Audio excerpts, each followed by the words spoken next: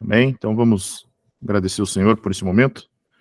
Pai, muito obrigado. Te damos graças, Senhor, por mais uma vez nós aqui, como presbitério, como irmãos e família, estarmos virtualmente reunidos para aprendermos mais a Tua palavra. Obrigado, Senhor, por essa oportunidade. Obrigado, Senhor, pela vida de cada um dos meus irmãos. Que nós possamos crescer mais um pouco nesta noite, que possamos nos aprimorar mais, conhecer mais, mergulhar mais na Tua palavra e conhecer mais de Ti, Senhor. Abre o nosso entendimento nesta noite e que nós possamos ser receptíveis à Tua palavra e principalmente à Tua voz, Pai. Em nome de Jesus eu te dou graças por tudo. Amém. Amém. Bem, eu não lembro a divisão que acho que eu botei no grupo, acho que é o Felipe que começa, né? Não, eu sou o último. Não, é o Felipe. Não é o Felipe. Deixa eu ver. Deixa eu achar aqui.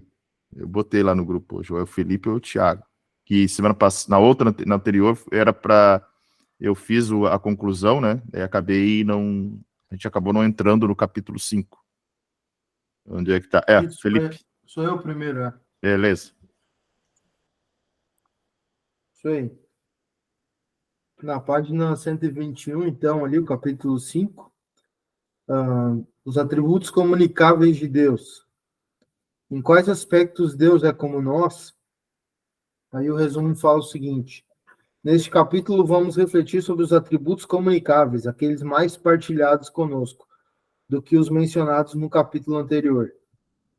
Precisamos lembrar que essa divisão entre incomunicáveis e comunicáveis não é absoluta, e que existe margem para diferenças de opinião a respeito de quais atributos devem se encaixar nessas categorias. Eu acho que o pastor falou sobre isso na outra vez. Essa lista de atributos, ora relacionados sobre a categoria comunicáveis, é comum, mas o entendimento da definição de cada atributo é mais importante do que ser capaz de separar em categorias os atributos da maneira exata em que os apresentamos nesse livro. Esse capítulo, então, divide os atributos comunicáveis de Deus em 5 categorias principais, relacionando cada atributo sob a categoria da seguinte forma. Aí, o meu é o A, né? Mas eu vou ler sobre todos aqui, e depois a gente vai ir passando um a um, né? Os atributos descrevendo o ser divino, que é a espiritualidade e invisibilidade.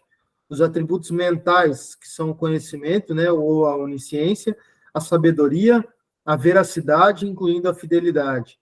Depois, os atributos morais, que são a bondade, incluindo a misericórdia e graça, o amor, a santidade, a retidão ou justiça, o zelo e a ira. Depois, os atributos de propósito, que são a vontade, incluindo a liberdade, e a onipotência, ou o poder, incluindo a soberania. E, por último, os atributos de síntese, que são a perfeição, a bem-aventurança e a beleza. Devido ao fato de que devemos imitar os atributos comunicáveis de Deus em nossa vida, Efésios 5 nos diz para sermos imitadores de Deus como filhos amados. Uma parte das nossas sessões será dedicada a explicar o modo como o atributo em questão deve ser imitado por nós. Certo? Eu começo com a letra A ali. Atributos descrevendo o ser divino. Vou tentar ser bem breve. O item 1 fala a respeito da espiritualidade, né? Ele cita vários trechos ali, né? E ele começa indagando que quantas vezes nós nos perguntamos a respeito de quem é Deus, né? Do que ele é feito, onde nós o encontramos, se a gente tem a capacidade de conhecer ele, a toda a extensão do que ele é, né?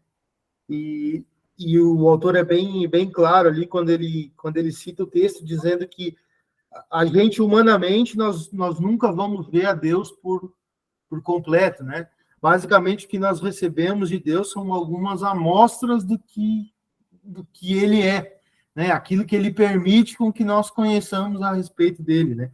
Então, ele fala a respeito da espiritualidade, simplesmente resumindo que Deus é espírito. E partindo do princípio que Deus é espírito, nós não vamos ter a capacidade de conhecer e de compreender a Deus na sua totalidade. E aí ele cita o texto de João 4:24, né, para sintetizar o raciocínio dele em relação à espiritualidade. Fala que Deus é espírito, né? E aí ele inclui, né? Inclui o raciocínio que naquela conversa de Jesus com a samaritana, que ele traz o entendimento, aquela revelação que a respeito da adoração, e traz um novo entendimento ali para aquele momento, né?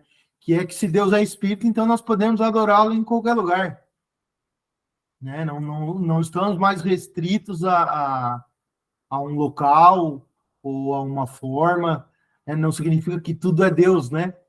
Mas que nós podemos adorar Deus em qualquer lugar, tá? E aí ele fala também, ele cita justamente isso, que não tem a ver com o local físico, né?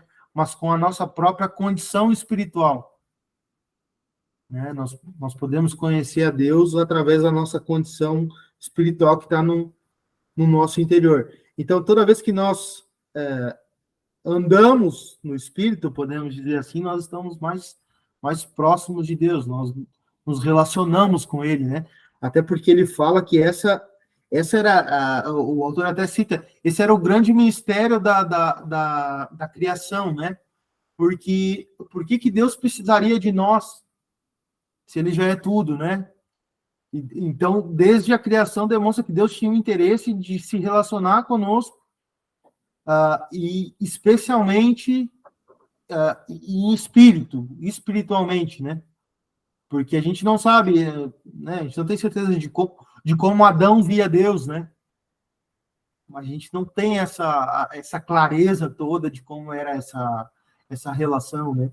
Mas o autor cita isso, né? Que há um desejo expresso de que Deus deseja se relacionar conosco, mesmo que nós não tenhamos total compreensão de quem Ele é, né? E ele cita também que, como Ele é um ser divino e Ele veio antes de tudo, qualquer pensamento nosso a respeito de forma, de tamanho, de dimensão, a gente estaria restringindo Deus à nossa própria capacidade de entender, né? Então, a gente, no conselho do autor, é que nós devemos assumir que simplesmente nós não poderemos compreender Deus na sua totalidade nunca, no nosso estado atual, né? A gente não sabe depois o que vai acontecer, como é que nós vamos, né, ser apresentados a Deus, como que vai ser a nossa relação com Deus, se a gente vai ter essa condição de conhecer Ele na sua totalidade. Mas hoje, né, nós recebemos Deus através das demonstrações que Ele nos dá, tanto na natureza, né, quanto em relação aos sentimentos, à nossa vida espiritual, e também na própria criação, né? Em tudo que Deus faz, Deus se mostra a nós, né? Até estava lendo que a respeito da questão daqueles que podem ser, né? As teorias que existem, aqueles que podem ser salvos sem ter ouvido o evangelho, né?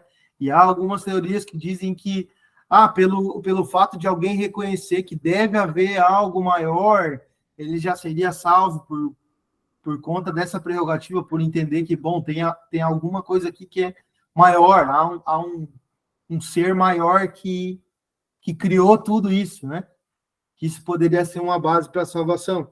Mas, né, tirando a questão da teoria, para nós, como cristãos, como quem crê na palavra, acho que ao mesmo tempo, ela traz um refrigério, né? E uma calma para nós, que ainda que a nossa busca seja constante pelo Senhor, a gente tem na nossa mente que nós nunca vamos conhecer Ele na sua totalidade, né? E isso não tem problema, né, Deus vai se dar a conhecer na medida com que nós o conhecermos também. E ele fala também que Deus também não é pura energia ou pensamento, né? Ele é espírito. Ele resume dizendo que ele é espírito. Ele é um ser divino, diferente de tudo que a gente conhece, de tudo que a gente sabe, né? É estranho a gente falar de alguém que veio antes de tudo, né? Mas quando a gente para pensar, é um absurdo, né? Porque realmente veio antes de tudo, não existe nada antes dele, né? E para nós, né, pelo que a gente vive e já viveu a respeito de Deus, às vezes a gente limita muito a questão de Deus. Até ontem a gente falava no grupo de convívio, né? A gente espiritualizou coisas que não são espirituais e a gente desespiritualizou coisas que são espirituais. E aí a gente fez uma confusão, né, na nossa cabeça.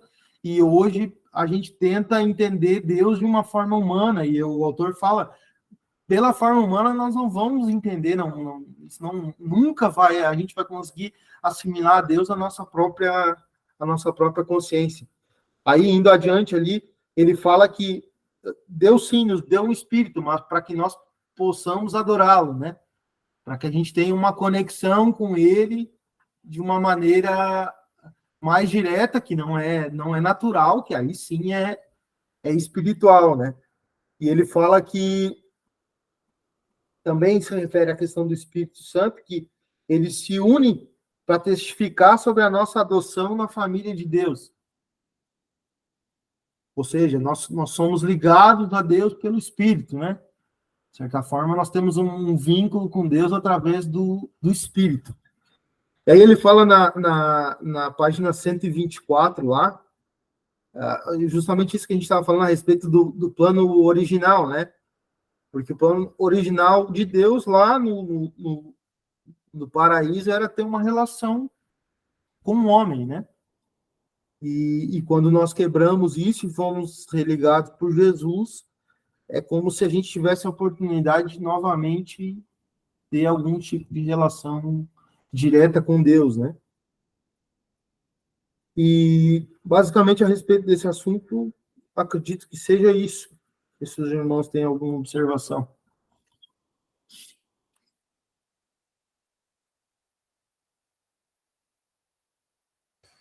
Eu só achei interessante que ele coloca que nessa classificação de comunicável e incomunicável, a espiritualidade poderia ser um atributo incomunicável, né? Até porque, embora o homem seja espírito também, o espírito divino, do ser divino, é diferente do nosso, né? Então, e é interessante isso, né? Porque justamente que ele diz, olha, que esse espírito que Deus colocou na gente é o que nos possibilita, né, de adorá-lo, né? Capacita o homem de ser um adorador, na verdade, né? A ideia de que esse espírito se une ao espírito do Senhor no momento de adoração. Então é bem interessante. Tem o A.W. Pink, que é um autor, acho que não me lembro se é do início do século XX. Ele tem um livro chamado Atributos de Deus, que é fantástico nesta linha de entender o ser transcendente que é Deus, né? Que está inalcançável e seus atributos, mas ao mesmo tempo também está tão perto, né? Mas eu gostei muito dessa parte da ideia de descrever o ser divino na espiritualidade.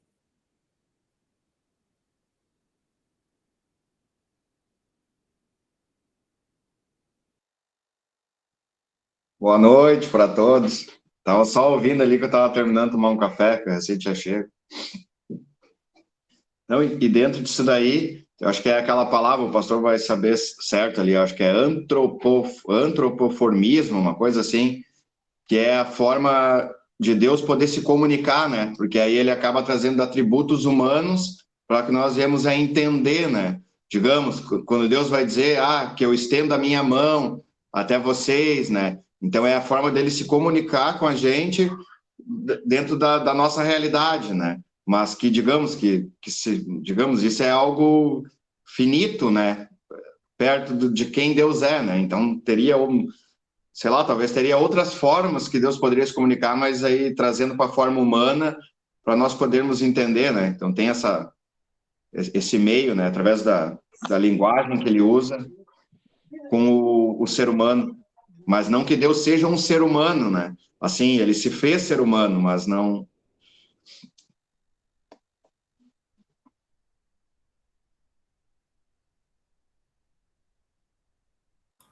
Enquanto o Thiago não volta, eu entendo o seguinte, que na medida em que, claro, a gente aprofunda nisso, é importante, vocês vão me entender, assim, é importante que a igreja entenda isso de alguma forma também, tá? Isso precisa ser uma constante nossa, né? Porque isso muda tudo, né? Muita gente veio de um conceito humano de Deus, né? Que trata Deus como um amigo num mau sentido, digamos assim, né? Uma pessoa que eu posso magoar deliberadamente, que eu posso reclamar deliberadamente, que eu não preciso respeitar nem temer, né? E isso isso acaba refletindo no culto, acaba refletindo nas músicas que a gente canta. Nossa, isso muda tudo, né? Na medida com que a gente vai entendendo essa grandeza de Deus, parece que a gente vai ficando mais pequeno e que Deus vai ficando maior, né? No nosso entendimento. Né? Muitas vezes a gente acha, tem a pretensão de nos colocar no mesmo nível de Deus, né? De requerer algumas coisas ou de tratar de alguma forma que é totalmente encabida, né? Por isso que eu acho que essa comunicação ela precisa ser quase que direta com a igreja, né? Por esse exemplo que eu estou dando, à medida com que a gente entende isso, nós vamos ficando menores e Deus vai ficando um pouco maior. Sabe o que eu penso? Que nós até temos que pensar em, agora, nas próximas séries de mensagens, entrar nisso.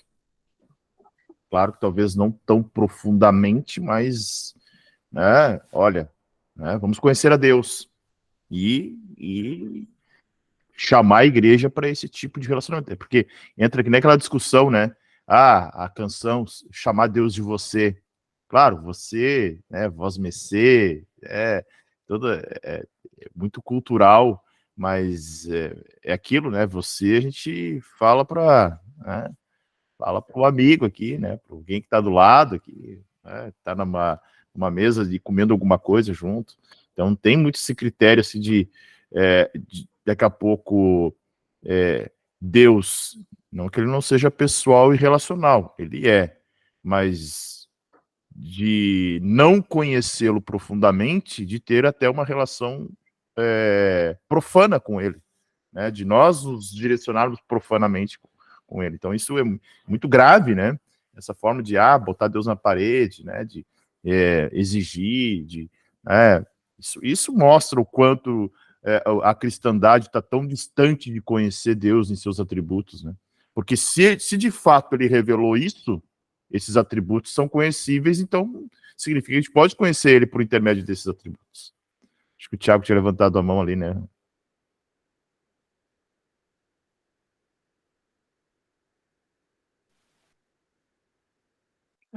Não, pode seguir. Acabou já mudando o assunto, ia só complementar uma coisa. Pode seguir. Não, e dentro desse assunto, eu acredito que quando dá esse giro, assim, no nosso entendimento, aí que começa a partir da nossa adoração a contemplar Deus, que aí já não é mais só pedir, né? Vem uma contemplação, porque a gente começa a ver, nossa, como Deus é grande, como é isso. Aí por isso que gerava aquele, né, Isaías, eu vi o Senhor, ou, né, a gente vê nos profetas ali, que eles começavam a contemplar o Senhor e ver a grandeza, e na hora eles caíam em terra, né, aqueles exemplos deles. Mas aí começa a entrar num novo nível, né? Falando ali da igreja, tudo, que aí Deus não se torna essa pessoa só pessoal, que nem tratar um amigo, mas uma contemplação de quem é Deus. Isso aí, nós adoramos o que nós conhecemos, né? É isso, né? Se o nosso conhecimento é limitado a respeito. Claro, ele é limitado, mas se a gente conhece pouco a respeito de Deus, a tendência é que a gente já está adorando qualquer coisa menos Deus, né? Então eu vejo assim como um perigo bem bem importante, na minha opinião, tá? Que se a gente está adorando uma sombra, né?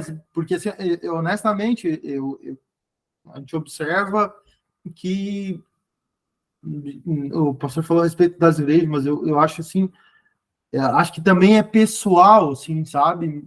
Muita gente tem uma relação de troca com Deus, às vezes não são pessoas ruins, tá?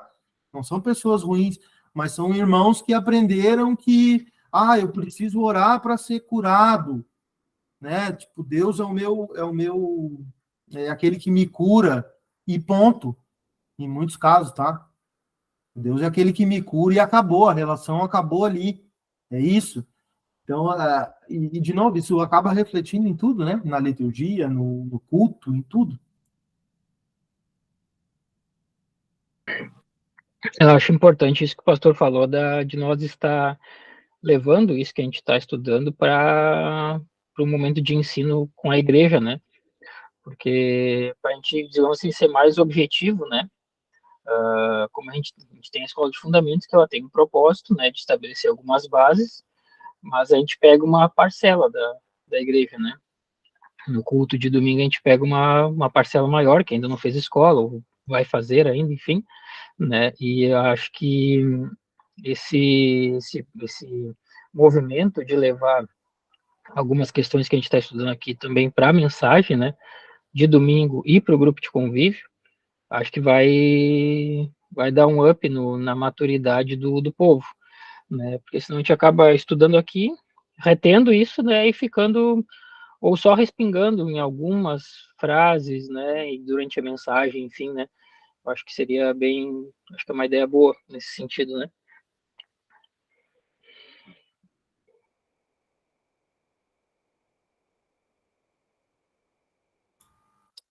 Isso aí, seguimos?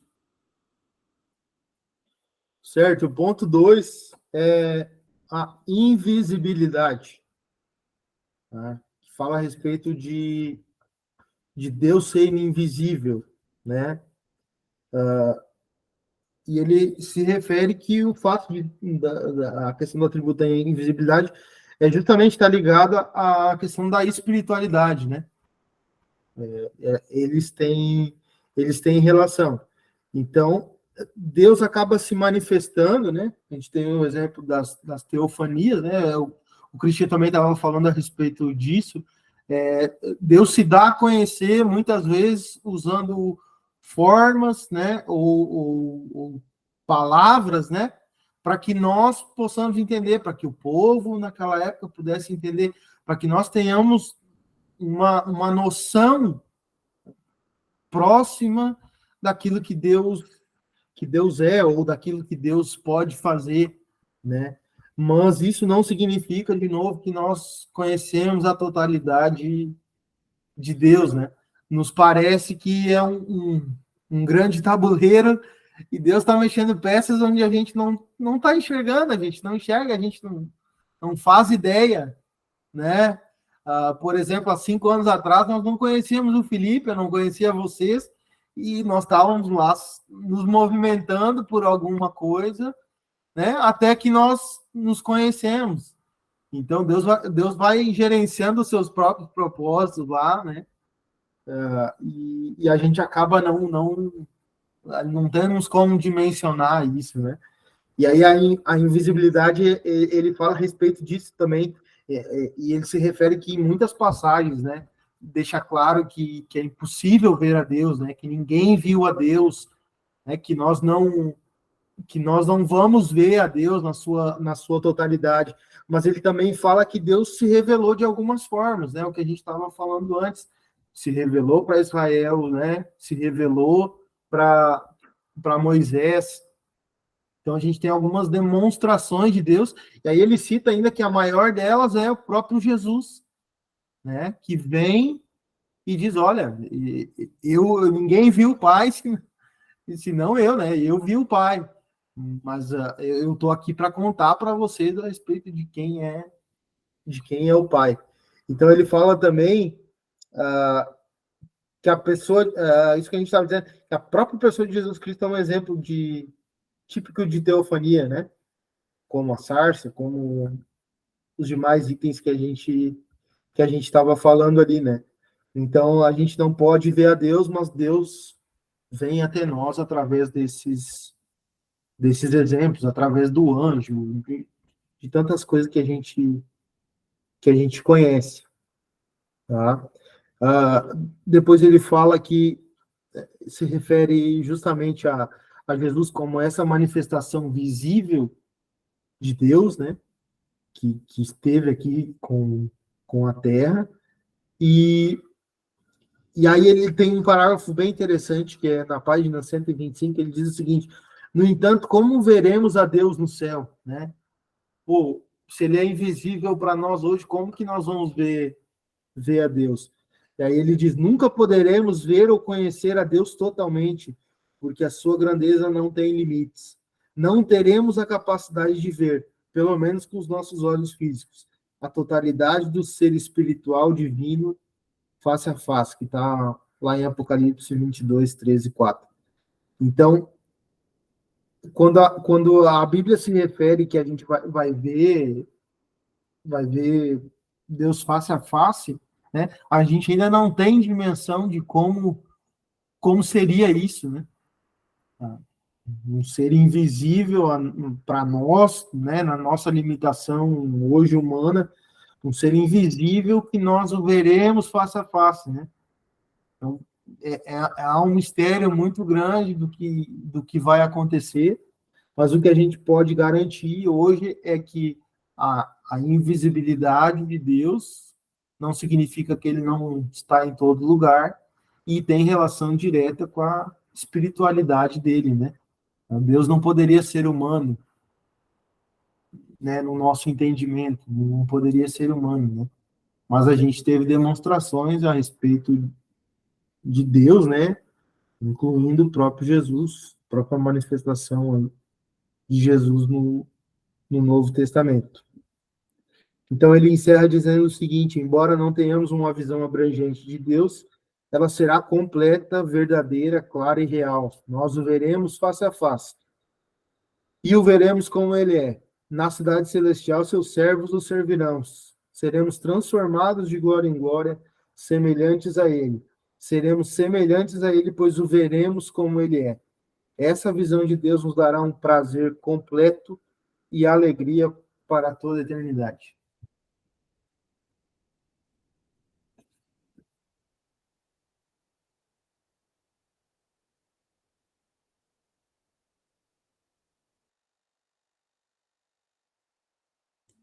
Eu não tenho nada para falar depois desse último parágrafo aí. Sensacional, né? Nós veremos face a face. Mas até isso é complicado, né? Agora que a gente está, vamos dizer assim, estudando sobre invisibilidade, espiritualidade, sobre Deus não ter forma, Deus não estar limitado a um corpo, a uma matéria, né? A um tempo, a um espaço, né? Como assim nós veremos? Como assim nós veremos ele como ele é, né? De que forma? Né? Nós veremos face a face, né? Como assim? É bem difícil, né? Para dar uma bugada, né? Na mente. É verdade, não. Tempo nós vamos ter, né? É eternidade. Ali também. Não, mas O realmente. último parágrafo também é delirante. Eu estava lendo ele agora ali e pensando assim, ó. Eu falei, nossa, vai ser um delírio estar diante do Senhor. Porque eu estava lendo esse penúltimo ali, eu fiquei... Aí até me lembrei que tem um ministério que o nome é Delirious. E eu sempre nunca entendi esse nome, né? E agora eu fiquei lendo isso aqui, me vem essa palavra, nossa, que delírio vai ser. É um delírio adorar a Deus. Eu já me lembrei do livro do ateu lá, do Richard Dawkins, do Delírio, Deus, o Delírio de Deus, alguma coisa assim, o nome da... Porque ele ataca justamente coisas assim, né? Que o ateísmo daí ataca, né? Que é inconcebível, né? Para quem não nasceu de novo. Só nascendo de novo para tu, né? Tentar, né? Pelo menos se gerar uma expectativa, né? Que a gente lê, que nem a gente falou aqui desse último parágrafo, nós o veremos como ele é, gera Não sei vocês, imagino que sim, né? E gera, parece que uma ansiedade boa no coração de, nossa, nós veremos a Deus como Ele é, nós veremos Deus, né? Esse sentimento de estar com Ele, de ver, de estar, não mais, né, como agora, né? Como disse Jó, né? Antes eu ouvia de ouvir falar, agora meus olhos podem te ver, né? Algo muito mais sublime, né?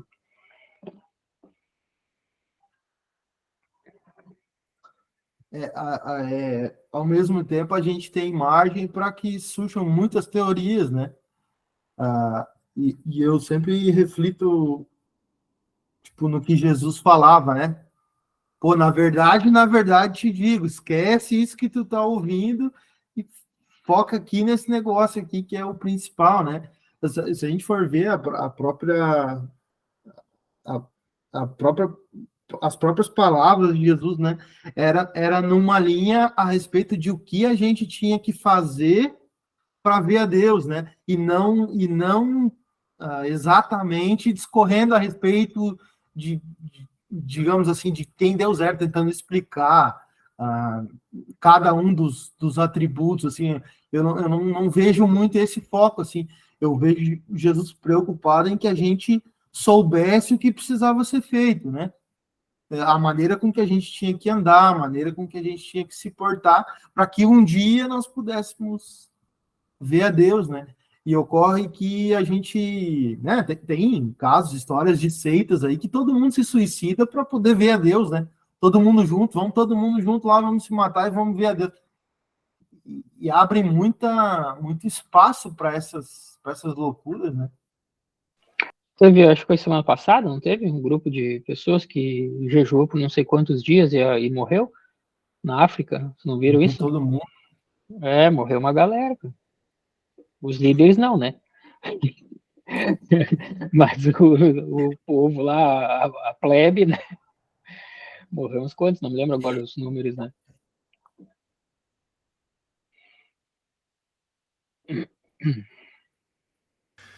Maravilha. Mas é um excelente tópico, né? Esse dos atributos do ser divino. Agora, atributos mentais, é com o pastor Tiago, né? Isso aí. Uhum. Hoje, desculpa, só pegando o gancho que o Felipe falou, né? Hoje ainda eu conversava com isso sobre um irmão em Cristo, um amigo de outra igreja, e daí falando sobre o estudo, né? E como é bom também, né? Mas como também, como disse o Felipe, né? Gera teorias, as pessoas acabam pirando, né? E o evangelho é aquilo ali, né? É bom estudar, agrega muito, né? A gente sabe disso e acho que a gente vai crescendo também quando a gente vai focando na coisa certa, né? Mas Jesus, ele era muito prático, muito objetivo, né? E é aquilo ali, e vamos lá, né?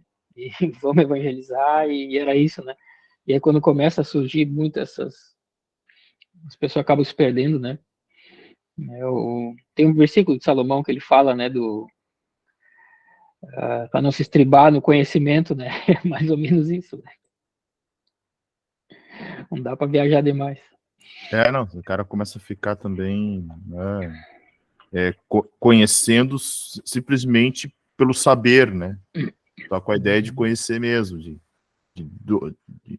se encher de sabedoria, quando na verdade isso não é sabedoria. Uhum. Mas sabedoria é temer o Senhor, né?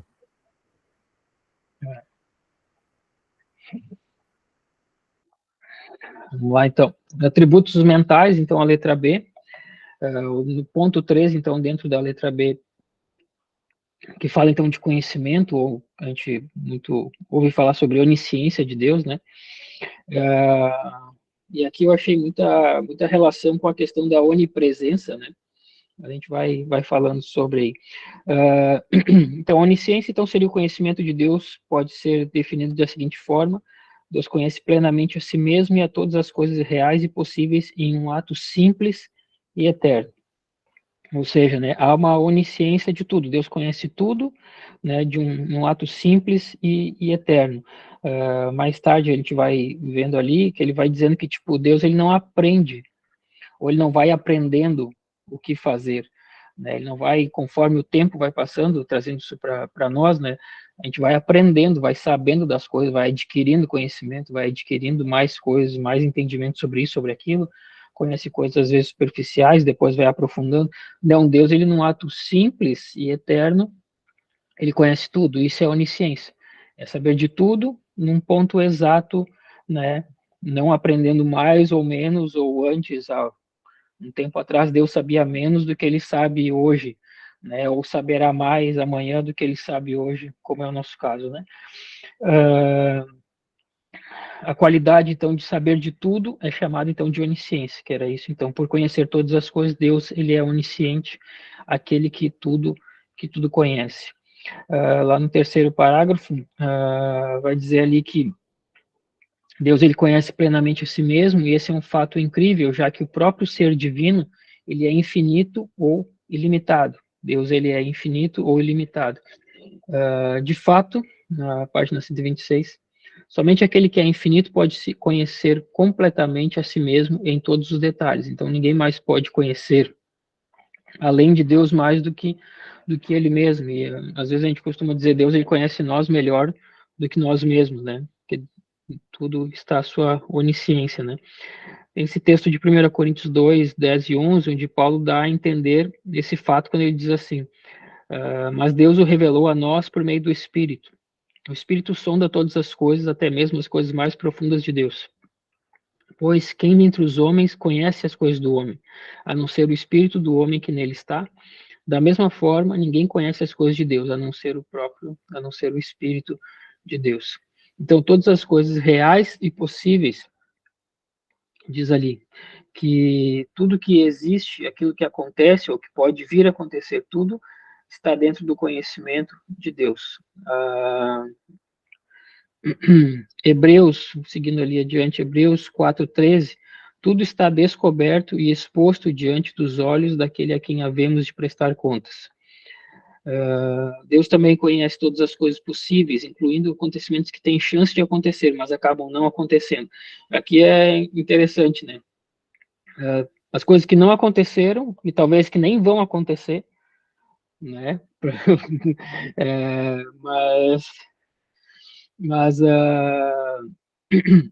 Mas ele conhece, né? Aqui né, a gente pode dar uma viajada, mas se eu tivesse tomado tal atitude hoje, né, em tal relação, tá, talvez o meu caminho durante o dia tenha sido diferente, se eu tivesse dobrado à direita e não à esquerda, quando eu passei pela rua tal, né, a gente não sabe o que poderia ter acontecido, Deus, ele conhece tudo, né, até aquilo que não aconteceu, mas poderia, de alguma forma, ter acontecido, é estranho, né. E ali um exemplo, então, Jesus afirmou com propriedade que Tiro e Sidom teriam se arrependido se os milagres de Jesus tivessem sido operados naquelas cidades, em Mateus 11, 21. E também, no texto de Samuel e de Reis, que Eliseu diz que o que teria acontecido se o rei Jeoás tivesse golpeado o chão 5 ou 6 vezes com flechas. Então, coisas que poderiam ter acontecido, não aconteceram, mas poderiam ter acontecido. Então, Deus revela ali, né? Se tivessem agido dessa forma, se tivesse feito isso e aquilo, aconteceria diferente. Então, nada escapa do conhecimento de Deus, mesmo aquilo que não aconteceu. Nossa definição do conhecimento de Deus fala sobre Deus conhecer tudo em um ato simples. A gente falou no começo nesse contexto, a palavra simples é usada no sentido de não ser dividida em partes. Né? Aqui vai dizer, então, que ele sabe de todas as coisas de forma simultânea. Ou seja, Deus ele não precisa raciocinar para chegar em conclusões, ou analisar com cuidado antes de responder, né? Porque ele conhece o fim desde o princípio, e não precisa aprender, nem se esquece de nada. Ou seja, Deus conhece tudo de forma absoluta. Né? Ele não aprende, porque se ele fosse aprender algo novo, já não seria onisciente. Né? Se ele não soubesse de alguma coisa que iria acontecer, ou que teria a possibilidade de acontecer, já não se enquadraria dentro da onisciência de Deus. No último parágrafo ali, da página 126. Por fim, a definição fala sobre o conhecimento de Deus não apenas como um ato simples, mas também um ato eterno. Ou seja, essa verdade significa que o conhecimento de Deus nunca muda nem cresce. Se ele tivesse que aprender algo novo em algum momento, teria deixado de ser onisciente desde sempre. Por isso, desde a eternidade, Deus já conhecia todas as coisas que aconteceriam e tudo que ele faria. É muito doido, né? Porque aqui a gente vai vendo até as questões de muitos ateus, muitas pessoas, não só ateus, mas pessoas questionam, mas se Deus já sabia de tudo, né? Então não tem como eu surpreender Deus, né? Tem pessoas que falam isso, né? Mas se Deus já sabia de tudo, por que permitiu, então, que acontecesse dessa forma? Né? A gente, não cabe a nós saber, não cabe a nós entender, nós não somos oniscientes, né? Não vamos saber. E acho que isso aí são coisas que nós se responde só pela fé, fé no sentido de confiar em Deus, e não no sentido de querer trazer respostas a estas coisas, né? De por que a história da humanidade caminha dessa forma, né? Se Deus já sabia que Adão e Eva iriam pecar, por que né, permitiu, né, deixou com que aquilo acontecesse? Enfim, né, todo esse processo, né, por que aconteceu se Deus já sabia que seria assim, né? Então cabe a nós, creio eu, né, confiar, né, e esperar o desfecho quando a gente chegar no céu e talvez perguntar, né, por que era assim. Mas Deus, na sua infinita sabedoria, programou assim, né, vamos dizer assim, já saberia que aconteceria dessa forma, né? Quer comentar alguma coisa aí?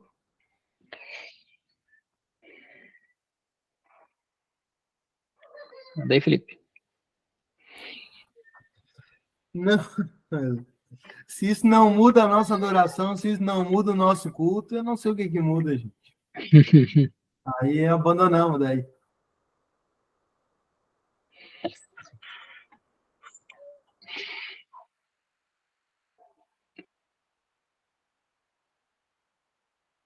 Realmente, é uma profundidade, né? Sem tamanho, né? E ficar pensando que Deus sabe até o que poderia acontecer, é algo assim, tipo, né? Vamos pegar uma forma bem simplória. Eu tenho vários caminhos aqui e Deus sabe todos os finais, né?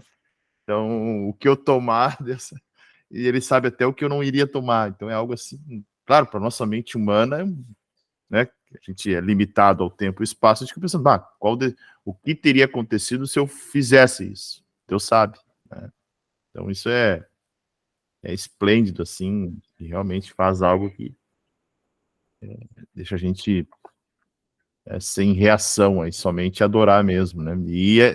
E compreender de que forma é essa adoração, acho que é mais importante, né? Realmente, simplesmente exaltar ele, porque diante dessa grandeza, o que eu vou, né? O que eu vou oferecer para Deus que ele não tenha? Ou seja, na verdade, tudo é dele, até nós somos dele, né? Mesmo aqueles que serão condenados pertencem a ele, né? Aqui a gente vai ver, às vezes, pessoas que falam sobre isso no sentido de, mas se Deus sabe de tudo, já sabe os caminhos, tudo que vai acontecer, né? Aí, às vezes, entra aquela relação de falar sobre destino, né? Então, será que isso já não está premeditado para que acontecesse, né? Como o pastor deu o exemplo, né? Eu tenho 10 caminhos na minha frente, Deus sabe os 10 possíveis finais, né? Mas eu vou escolher o caminho número 4, né? Será que este caminho número 4 já não está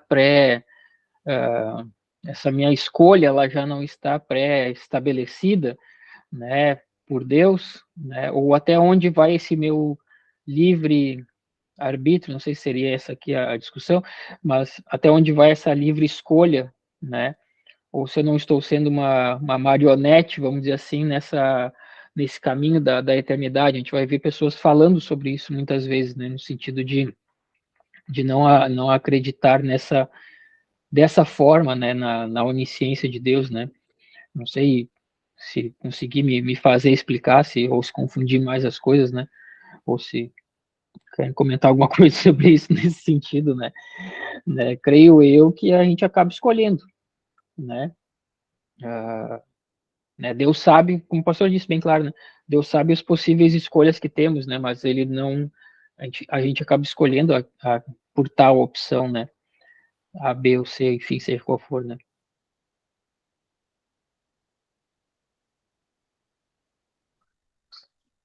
E dentro de tudo isso que nós estamos falando, né, principalmente na aula de hoje, aí dá para entender assim, né, de uma certa forma, claro, dá para reformular depois melhor, mas que o evangelho, ele é simples, mas a adoração é profunda.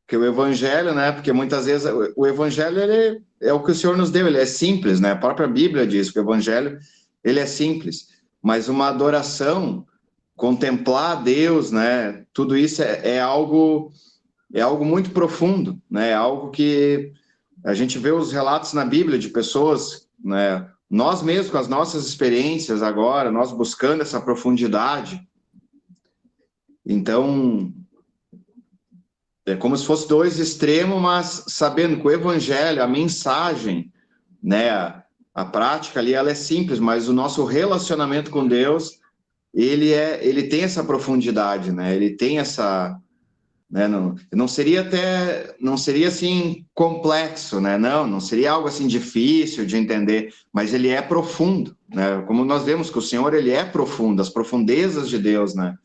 Então, uma mensagem simples, mas que traz uma profundidade tão grande.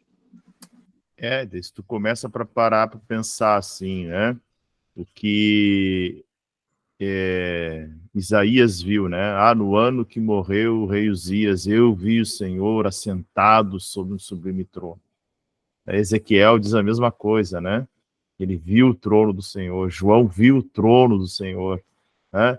Paulo viu Cristo, né? Ou melhor, Estevão, né? Estevão contempla os céus abertos, né? O Senhor de pé.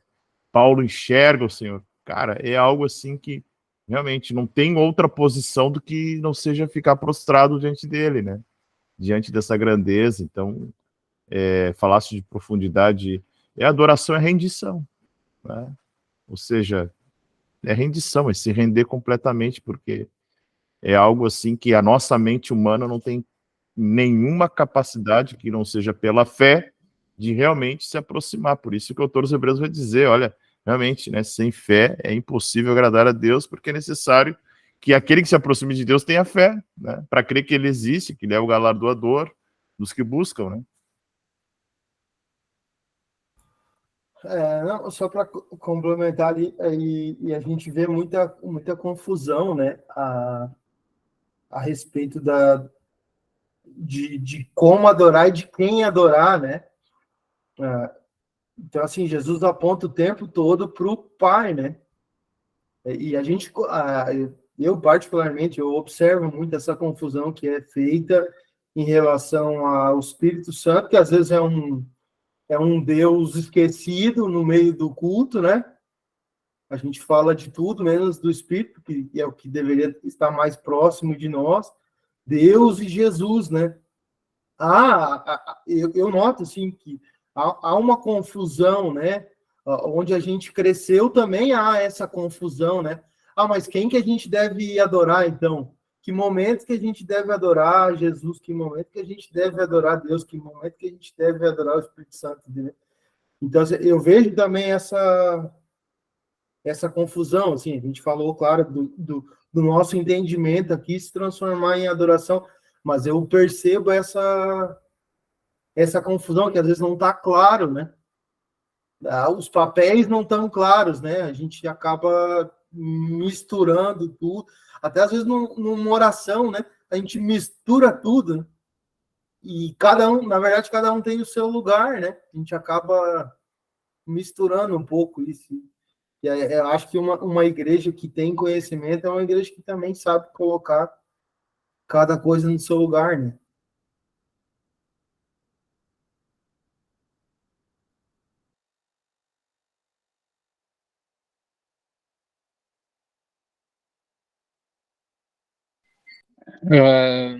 Concordo com o Felipe, eu acho que de repente isso é algo até para um outro momento, né, para falar sobre esse. A gente sabe, os três são Deus, né? Não são três, né? A Trindade, né? São três, mas são um, né? Mas de que forma tornar isso prático, né? Para que o povo então entenda isso, né? De forma clara, né? No sentido de levar então, no caso, para a oração, né? Com quem que eu me comunico, né? Com quem, de que forma eu falo, de que forma eu oro, né? Com quem eu me alguém espiando aqui. De que forma eu oro, né? Com quem eu falo, né? Nesse momento, de que forma usar o próprio nome de Jesus, né? Isso também se vulgarizou muito, né? Se tornou algo banal, até por questão da teologia da prosperidade, enfim, outras coisas, né? Isso também se tornou algo muito banal, né? Então, acho que isso é um ponto para a gente levantar, discutir e tornar um estudo prático, né, para a igreja. Eu já vi, eu já vi irmãos orando assim, obrigado, Espírito Santo, pelo teu sacrifício. Não, mas peraí, né? Onde é que nós estamos, né? Sacrifício de Não é, aguentar a pessoa. só se isso, né? Só se isso, né? Esse entendimento chama-se economia da Trindade, né? O pessoal, é algo que tem uma vertente que acha que até é errado, para tu ver como as coisas são, né? Acha errado adorar Jesus, por exemplo. Né? Então, de tanto que as pessoas não têm essa compreensão da economia da Trindade, né? Então, isso é algo que realmente passou batido por muito tempo, né? Daí depois veio à tona com a ideia do Benihim, né? Com Bom Dia Espírito Santo, e aí houve uma inclinação assim, o Espírito Santo era abandonado, agora é só ele, né? Tipo, então aí, tem um equilíbrio nessa, né, chamada dança da Trindade aí, que na Trindade ontológica, ou seja, todos são iguais, né, em poder, em onisciência, em onipresença, mas na função soteriológica da adoração da igreja, cada um tem um papel diferente. Né? Então a gente precisa levar isso para o povo e aí isso vai começar a mudar até a forma da pessoa se enxergar na adoração ali, né? Poxa, era um pouquinho, né? Para quem estou orando, para quem que eu tenho que, para onde eu direciono minha adoração e a forma de se relacionar com Deus também. Não, rapidinho, assim, é que corre o risco de a gente ter alguém lá dizendo assim, eu vou adorar a Deus, mas hoje eu vou adorar 30% porque eu orei semana passada pela minha dor de cabeça e não passou minha dor de cabeça até hoje. Então eu vou, sabe? Não é pelas razões que deveriam ser, né? E aí a gente acaba. Aí eu acho que a gente tem um subentendimento a respeito de Deus.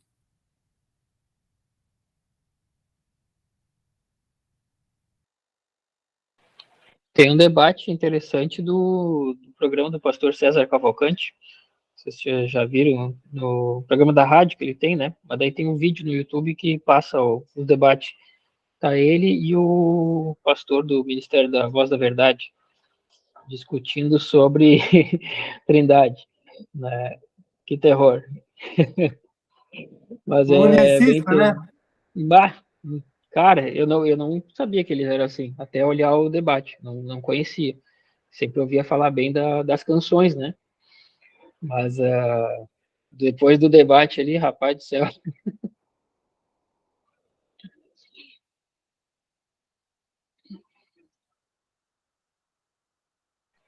Seguimos aqui? Tá, o ponto 4, então, fala então sobre a sabedoria de Deus.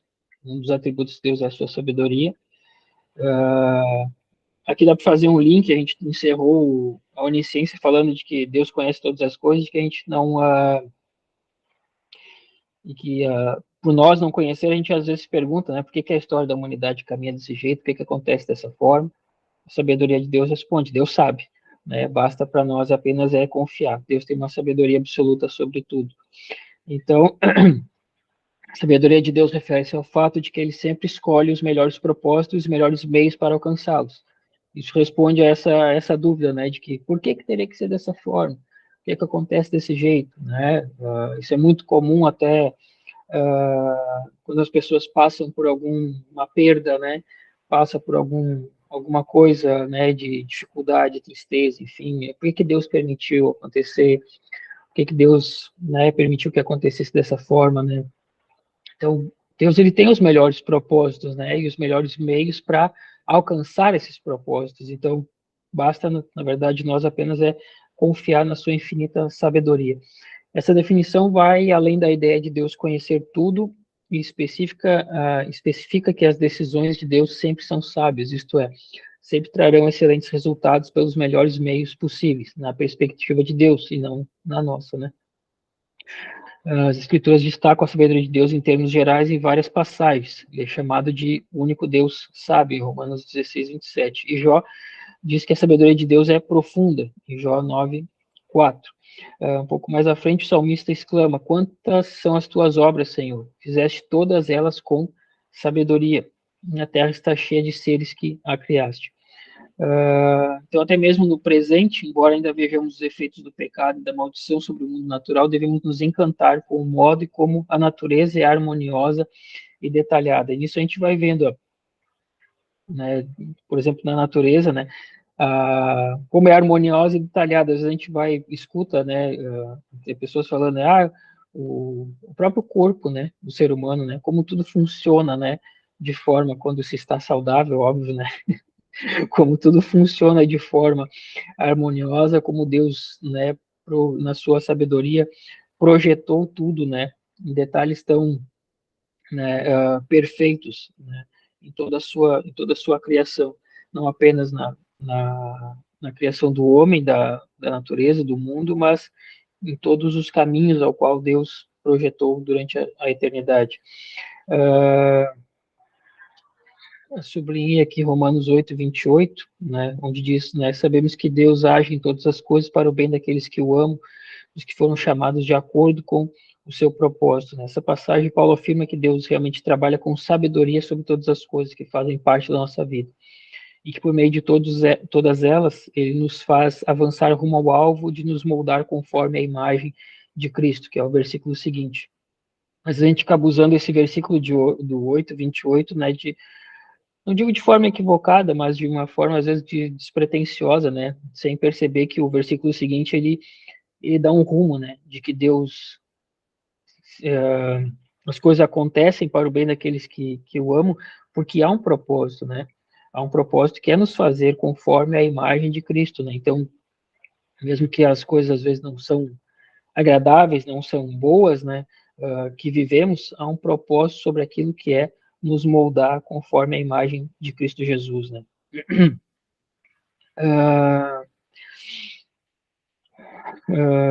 Na última frase ali, quando somos, logo após desse texto, quando somos seus filhos, temos a consciência de que Ele está trabalhando de um modo sábio em nossa vida para nos tornar cada vez mais parecido com Cristo. Isso fala muito de fé, né? De nós confiarmos em Deus, de nós confiarmos na sua sabedoria, mesmo quando passamos por algo que não nos é agradável, né? Tem um vídeo aqui que eu me lembrei agora, que acho que esses dias eu mandei, não sei se foi no grupo ou se foi para o pastor, agora não lembro para quem que eu mandei, do Ravi Zacarias, o pastor que morreu. Mandei, é que ele fala justamente sobre essa questão, né? De confiar em Deus quando a gente não percebe quando algo não está de acordo com aquilo que a gente gostaria que fosse, né? Mas continuar confiando. Então, a sabedoria de Deus é, em parte, comunicável a nós, ela comunica de alguma forma com nós, né? Podemos pedir sabedoria de Deus com confiança quando precisamos, porque Ele promete em Sua palavra. E esse texto de Tiago 1,5, se algum de vocês tem falta de sabedoria, peça a Deus que todos dá livremente, de boa vontade, e lhe será concedido. Isso eu acho esplêndido. né? A palavra de Deus dizendo, se vocês não têm sabedoria, peça, que Deus dá de forma livre, de boa vontade. Não me lembro pelo menos agora de outro texto, né, que diga isso de uma forma tão escancarada, né? Tipo, cara, se vocês não têm sabedoria, pede que Deus vai dar. Deus vai dar de forma livre e de boa vontade, né? A sabedoria ou a competência de viver uma vida, virando a página ali, agradável a Deus, surge principalmente da leitura e da obediência à sua palavra. A lei do Senhor é perfeita e revigora a alma. Um pouco mais à frente, o temor do Senhor é o princípio da sabedoria. E mais adiante, no último parágrafo ali, eu sublinhei também que nunca podemos partilhar da sabedoria plena de Deus, nunca podemos partilhar de tudo, né? Romanos 11:33. Em termos práticos, isso indica que frequentemente haverá períodos nessa vida em que não teremos a capacidade de entender a razão pela qual Deus permite que algo aconteça. Então, simplesmente temos que confiar nele e prosseguir obedecendo suas instruções sábias. Na última frase, Deus é infinitamente sábio, porém nós não somos. Quando temos fé para confiar na sua sabedoria, mesmo quando não entendemos o que ele está fazendo, nossa atitude o agrada. Até aí.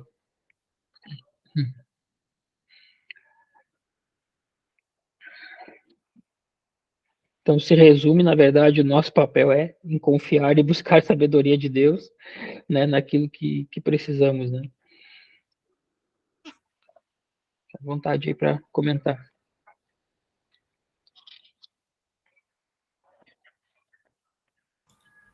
É uma, digamos assim, quando a gente fala a respeito, né, que o pastor Tiago estava falando ali a respeito da sabedoria de Deus, né, e muitas vezes a gente se depara em situações que, aos nossos olhos, aquela situação é prejudicial a nós, né, em tese, a gente está sendo ali provado, né, mas eu vejo o seguinte, nós simplificamos muito essa relação com Deus, né? E tem um caminho aberto nesse sentido, justamente das nossas situações da vida, né? A gente acaba simplificando muito essa relação, né? Se eu estou bem é porque Deus está comigo, se eu estou mal é porque Deus não está comigo, né? Nós simplificamos isso de uma forma absurda, porque aí a gente acaba nivelando até a nossa própria vida espiritual a forma com que a nossa vida material está acontecendo, né? Muitas vezes tem irmãos no momento de transição da sua carreira, que é normal, que é uma situação que vai estar um pouco mais desequilibrado. Não, mas peraí, mas deve ser alguma coisa espiritual aqui, porque eu tenho que estar bem, né? Porque, tu vê, eu estou indo na igreja, eu preciso estar bem. A gente acabou simplificando isso de uma forma que, meu Deus, né? Aí, Lamentações 3:39, se eu não me engano, que fala também de que se queixa o homem, senão dos seus próprios pecados, né? Muitas vezes são situações que nós mesmos criamos e que Deus não vai impedir que isso aconteça, que as consequências aconteçam para nós, né?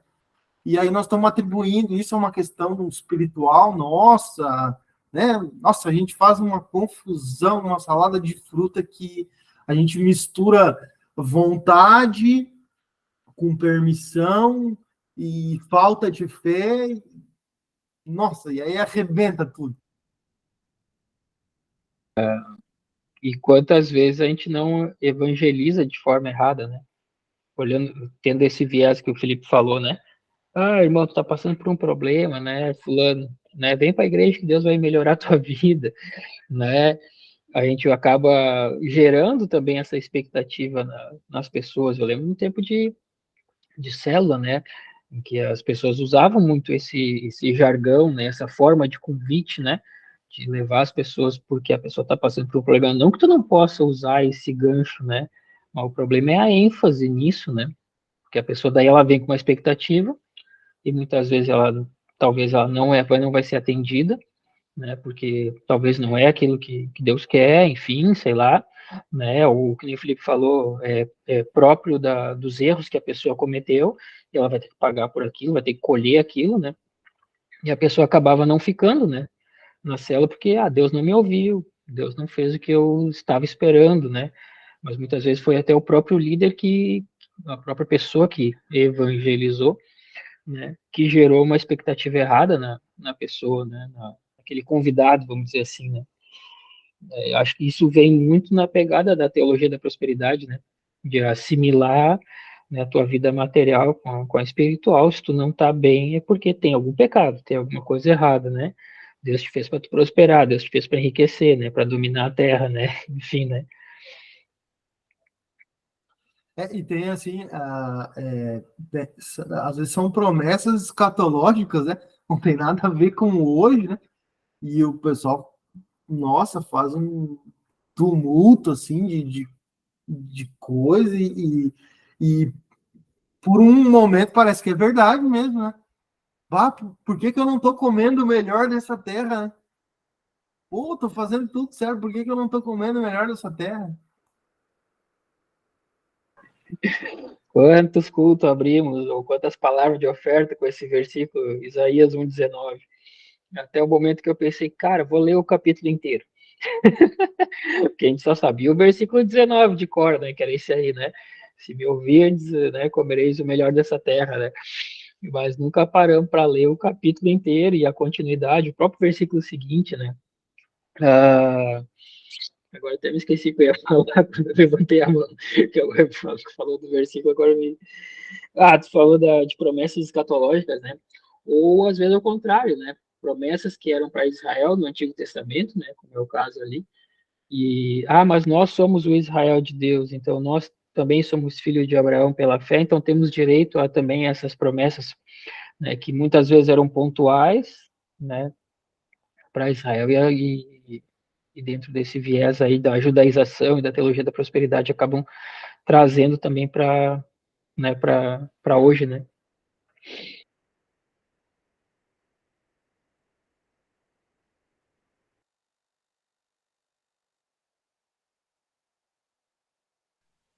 Beleza. Ninguém? Ok. Seguimos? Cristian?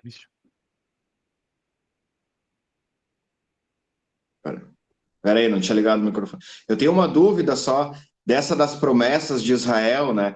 Porque tem um versículo que fala que as promessas que estavam, é no Novo Testamento, eu até posso procurar aqui, que as mesmas bênçãos de Abraão, né, estão sobre nós e tal. Ali o pessoal às vezes faz esse link, né, de que tudo que estava lá, né, vai acontecer igualzinho para nós, né? Então aí só para dizer que às vezes tem o versículo e se o cara não tem um todo por trás, né, mais assim, mais amparado, acaba caindo, né, naquela dali, porque tem esse link que diz que elas estão ali sobre nós e tal, só que aí acaba pegando aquilo ali só e batendo, né, e selando, e é isso, é que nem pegar o melhor dessa terra e não ler tudo, né, não entendeu os contextos, não ter a interpretação correta, né?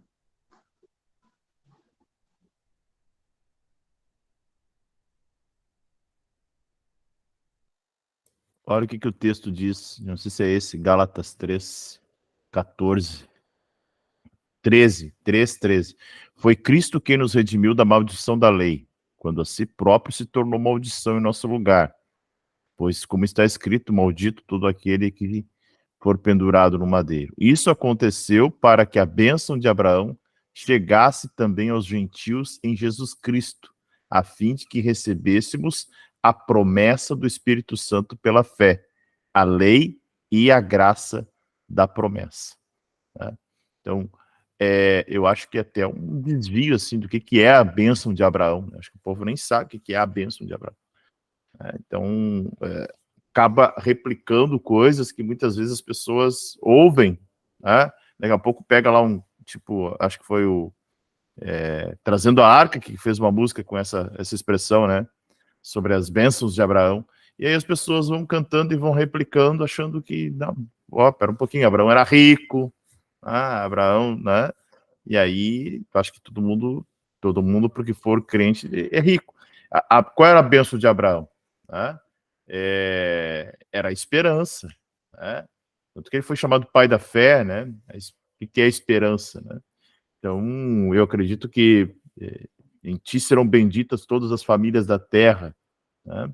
Era uma esperança de um povo que não existia. Né? Os hebreus passam a existir a partir de Abraão. Antes de Abraão não existiam. E qual é a bênção de Abraão, a linhagem de Abraão? Jesus. Né? Então, acho que é isso um pouco que o povo não conecta, assim, não tem ideia, né? Que Abraão veio da onde? Ur dos Caldeus, provavelmente ele era da Babilônia. Né? Pai era herege, né? adorava, né? Herege não, pagão, né? Adorava outros deuses, enfim. Né? E aí sai da tua terra, da tua parentela, e ali surge um povo. Então, acho que é um pouco... O pessoal vai replicando e tirando coisas do contexto, e aí fica bem complicado de realmente, né, ter a compreensão exata do que o texto diz. Né? O Marcos Gregório foi um dos reis da teologia da prosperidade. É o do Trazendo a Arca? Esse. Esse CD do Deus de Promessas, né? Era o nome do CD e, nossa, virou hit na época, né? Nossa, foi aquilo ali, eu acho que alavancou muito essa questão da prosperidade, né? Do materialismo, né? Do botar Deus na parede, né? A própria canção do Restitui, né? Enfim, tantas outras ali, né? É uma cidade pobre lá, né? Nova Iguaçu, Alto Assentar, né? E, tipo, eles fizeram uma mega igreja, uma mega operação lá, e tudo baseado em prosperidade, era um absurdo.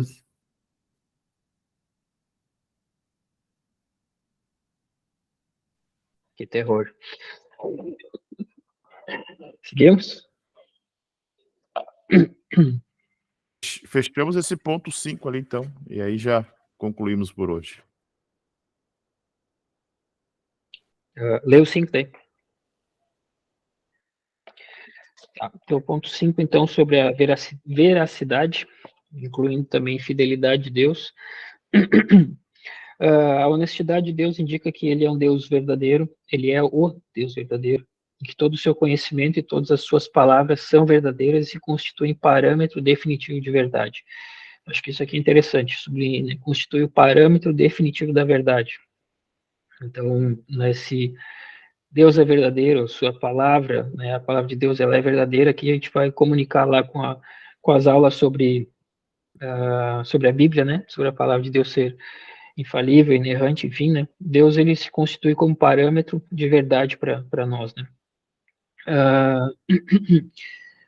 Mas o Senhor, Jeremias 10 e 11 diz ali, mas o Senhor é o Deus verdadeiro, ele é o Deus vivo, o Rei eterno.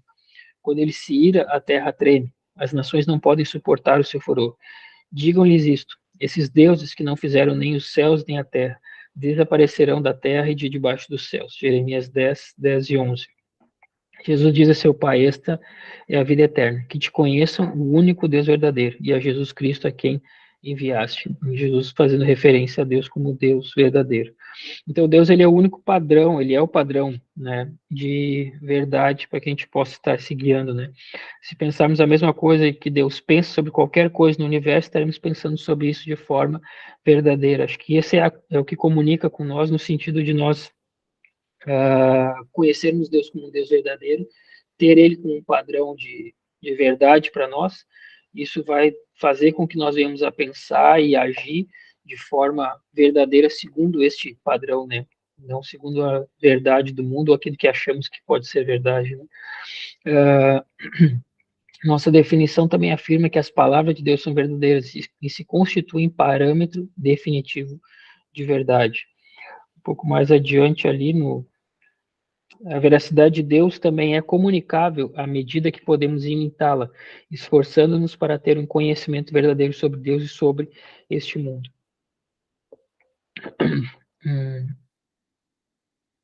Deixa eu ver. No último parágrafo, ele sublinha ali, em uma sociedade extremamente descuidada quanto à honestidade das palavras ditas, nós, como filhos de Deus, devemos imitar o nosso Criador e nos empenhar em ter plena certeza de que nossas palavras são verdadeiras. Colossenses 3 ali, não mintam uns aos outros, visto que vocês já se despiram do velho homem com suas práticas e se revestiram do novo, o qual está sendo renovado em conhecimento à imagem do seu Criador. Acho que esse é o ponto, né, que uma das coisas que nos diferencia, vamos dizer assim, né, como filhos de Deus do resto do mundo, né. É tão comum uma mentirinha, é tão comum até no nosso povo, né, brasileiro, vamos dizer assim, né, o jeitinho brasileiro, às vezes parece não ser uma mentira, mas é uma omissão de algo, ou é algo que é meio dúbio, né, parece não ser uma mentira tão descarada, mas nós, como filhos de Deus, o fato de nós imitarmos nosso Criador e buscarmos ser verdadeiros como Ele é, fiéis como Ele é, ter essa veracidade nas nossas vidas, no nosso caráter, né? Acho que isso que é o que vai nos moldando e nos fazendo ser essa luz, né? Em meio às trevas, né? Aí fora. Na página 130 ali, sublinhei aquela última parte que diz o mandamento de não dar falso testemunho contra o nosso próximo, Êxodo 20:16, bem como os outros mandamentos exigem obediência de todo o coração. A pessoa agradável a Deus fala a verdade no seu coração, Salmo 15:2, e se esforça para ser como um homem justo que odeia a falsidade. Né? Então, além de falar a verdade, né, o odiar a falsidade, acho que isso é natural a partir do momento que a gente começa a ter essa intimidade com Deus e busca cada vez mais se parecer com Ele, vamos dizer assim, no nosso caráter, né? As coisas que são falsas, né? Ambientes de falsidade, palavras de falsidade, fofoca, coisas assim, a gente começa a ter uma certa aversão, né? A esse tipo de coisa, né? São coisas tão pequenas, tão, né? Mentiras, enfim, tudo mais que acabam, né? Creio que vocês também trazem uma certa repulsa, né? No sentido de, cara, né, não combina mais, vamos dizer assim, com o novo homem, né, ao qual Deus está nos levando a ser. Graças a Deus por isso, né? Então, né, a verdade, né, comunica com nós dessa forma, né? É aí. Tem que falar aí. Interessante essa questão de veracidade e fidelidade, né? Nós precisamos ser os guardiões da verdade, né?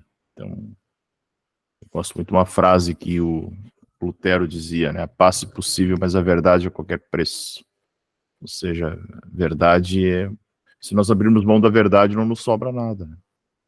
Então, abrir mão da verdade, né? Não só da verdade como palavra, mas também da veracidade, né? De ser verdadeiro. Acho que isso é bem interessante, assim. E isso é um ponto também que eu vejo que é uma falha que muitas vezes as pessoas vêm para a igreja, vêm para Cristo e, né, parece que a vida meio que corre paralelamente, né? Então, uma pessoa vai vivendo algumas coisas que, quando der eu mudo, quando eu tiver mais intimidade, não. Se tu está com Cristo, nova criatura, precisa realmente abandonar velhos hábitos, velhas práticas que já não condizem com o coração que é transformado, né? Acho que é algo assim muito pertinente também para que o povo compreenda e a gente consiga avançar em maturidade, né? Parece que as pessoas às vezes vão levando uma... Desculpa, Cristian. Parece que as pessoas às vezes vão levando uma vida dupla, né? Parece que uma vida paralela, né? No sentido de quando estamos na igreja, quando estamos envolvidos em trabalhos da igreja e quando não estamos, né? Esse dualismo, né? Que na verdade já não é então verdade, né? Porque a gente já não está vivendo algo, né? Real com Deus, né? De verdade mesmo, onde tu teve a tua vida transformada, tu nasceu de novo, a criatura que tu é lá fora, tu é aqui dentro da igreja, por exemplo, né? Então, acho que isso é uma das coisas que talvez mais a gente precisa trabalhar, né? Na mudança de caráter, no nascer de novo, né? Dos discípulos, das pessoas que vão se convertendo, né? De conseguir realmente ser o que, né? O que é, né? E não ter essa vida paralela lá e aqui, né? Eu acho que o processo de nascer de novo é algo essencial para mudar isso realmente, né? Essa semana eu estava conversando sobre isso até, porque às vezes as pessoas entendem, vamos dizer, elas sabem, às vezes estão 10 anos, assim, e 10 anos elas continuam sabendo, só que não tem uma atitude de buscar a transformação daquilo, né? Porque realmente é sair de algo velho para poder viver algo novo. E muitas vezes elas têm o conhecimento do novo, mas não acessam esse novo. Né?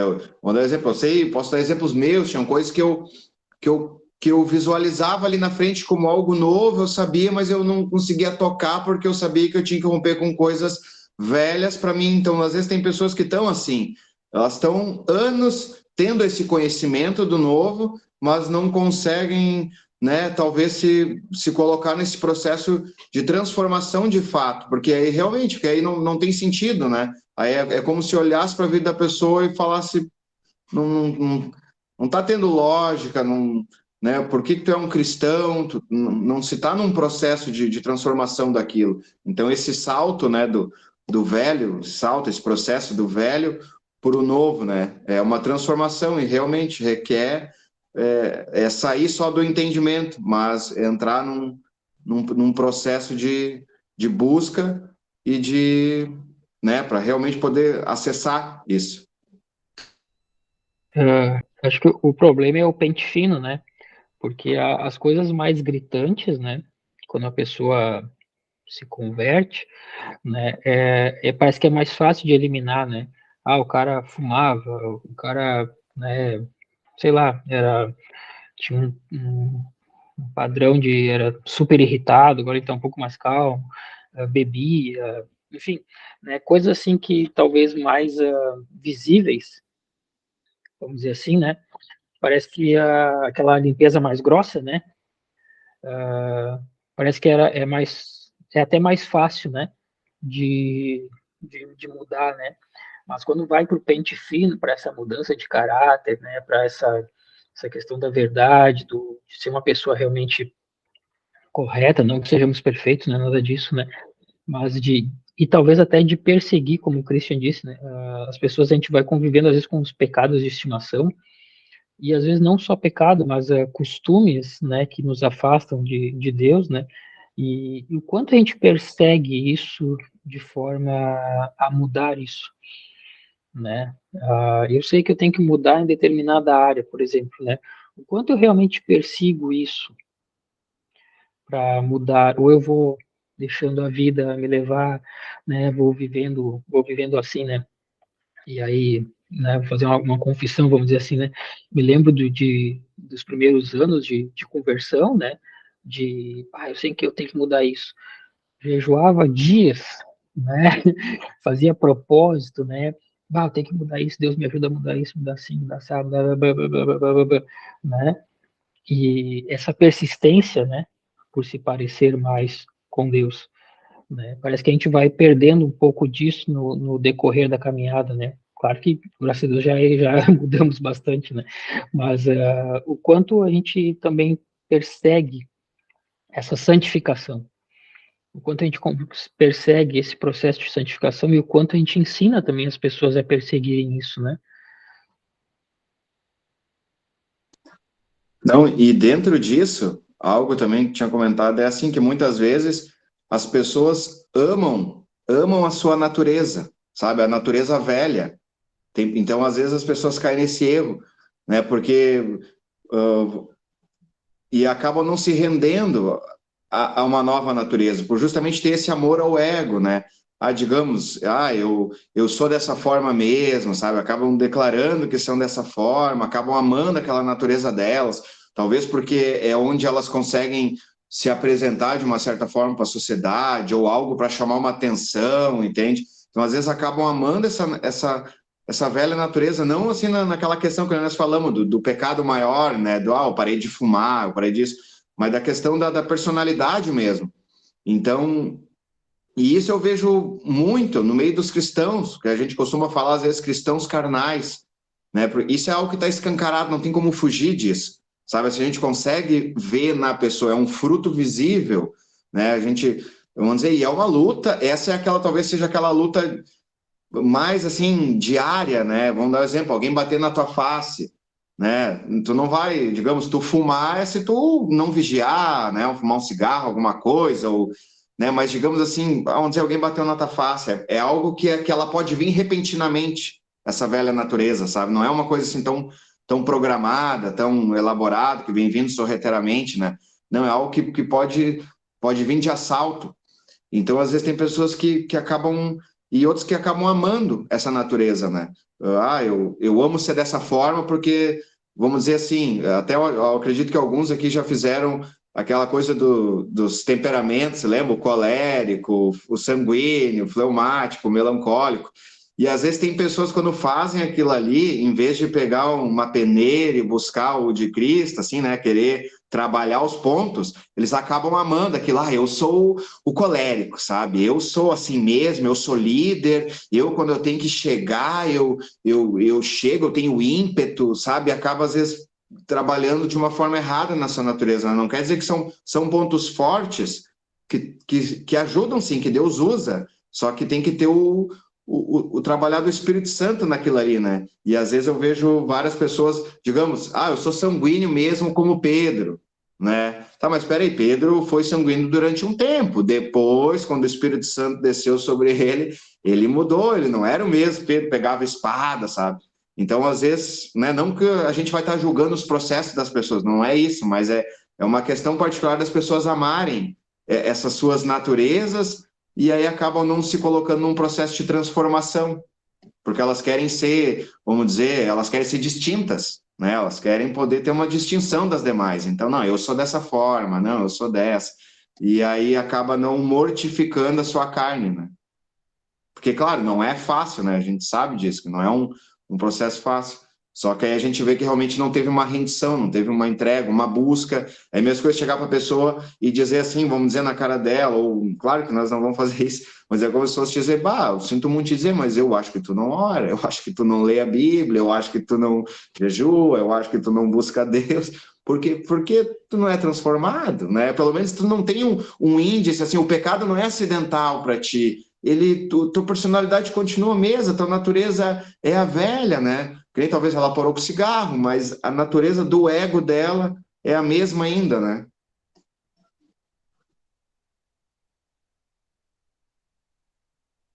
É bem isso que a gente estava na escola de fundamento segunda, né? Aquele processo da salvação, as pessoas não compreendem e acabam vindo para a igreja mais por algum benefício que a igreja deu, que ela encontrou, um alívio imediato, alguma coisa nesse sentido, alguma crise que foi pastoreada, né? E aí as pessoas não se abrem realmente para a mudança que o evangelho efetivamente tem que fazer. Mas é isso.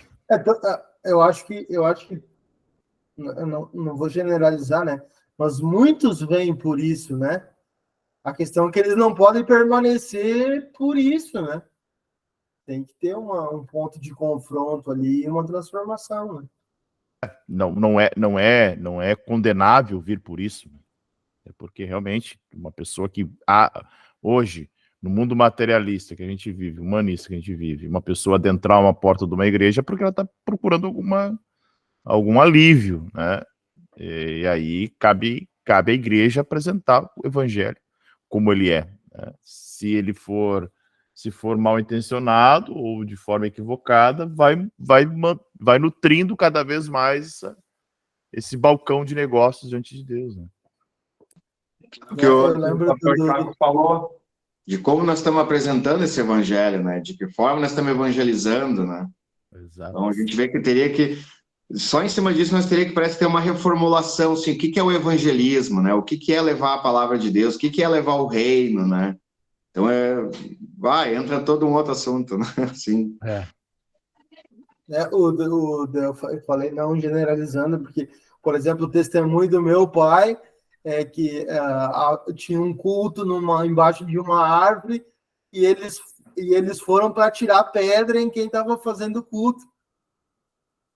E na hora da oração, a pedra caiu da mão e eles foram lá na frente orando lá e aí acabou ali, entendeu? Então tem casos e casos, né? Tem gente que sofre uma transformação quase que instantânea e tem gente que está no caminho há muito tempo. Né? É isso aí. Mas amém. Acho que encerramos por hoje, daí na próxima o Christian começa, acho que é o Christian que começa na próxima, né? E daí a gente vai dando continuidade, ele vai fazendo o ciclo novamente, daí eu atualizo também a nossa tabela lá, nas próximas páginas. Certo, gente? Vamos agradecer ao Senhor por este maravilhoso momento que a gente teve juntos. Pai, muito obrigado por esse precioso momento em que nós estivemos aqui juntos, degustando da Tua palavra.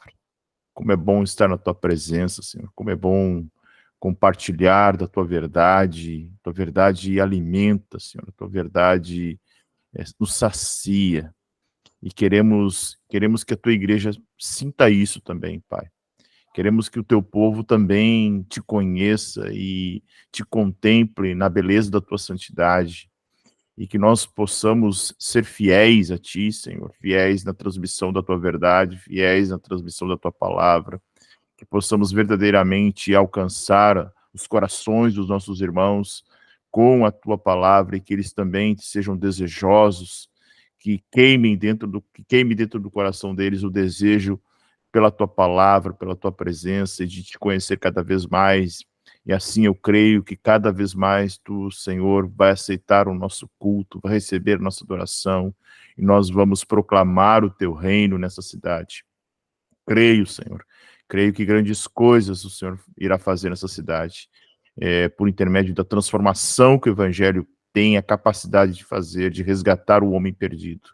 Pai, começando pela nossa comunidade, pela nossa igreja, de pessoas que realmente nasçam de novo e te conheçam, Senhor, conheçam a Tua verdade e amem a Tua verdade. Pai, muito obrigado, Senhor, por cada um dos irmãos que aqui estão, pelo Guilherme que não pôde estar, Senhor, fortalece-nos e que nós possamos cada vez mais, Senhor, em Ti, nossa rocha, que possamos estar cada vez mais firmados e com o coração inclinado, Senhor, devotado a Ti e desejoso da Tua palavra. Muito obrigado, te agradecemos por tudo, no nome precioso de Jesus. Amém e amém. Amém?